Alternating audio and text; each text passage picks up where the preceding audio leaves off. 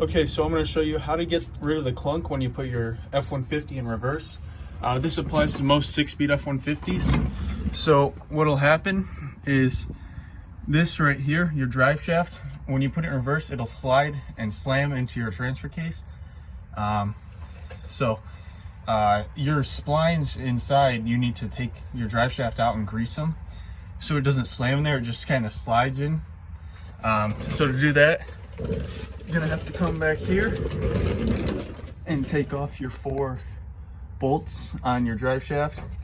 You're gonna want to jack it up, put some jack stands under it, and then put your truck in neutral so you can spin it.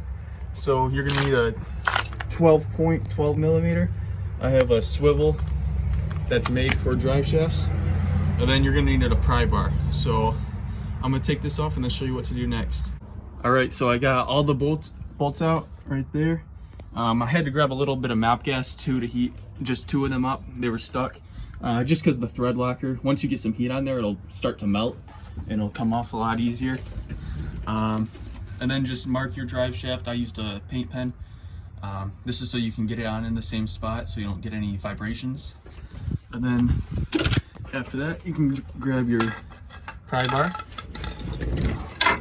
It's gonna be hard to do this with one hand, but find a spot where you can like try and pry it, and then it'll come loose. Otherwise, if you don't have a pry bar, you can use like a soft dead blow on this.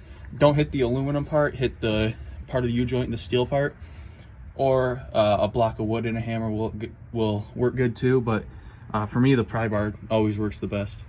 All right, so after you get it off, you're gonna wanna clean the splines inside, and then on the inside of the transfer case as well.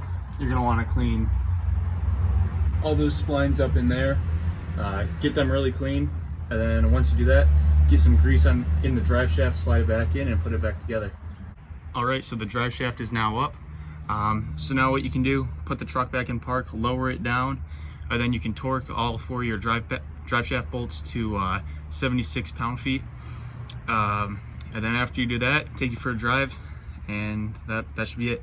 Also, put some Loctite, some thread locker on your drive shaft bolts, or just replace them with new ones.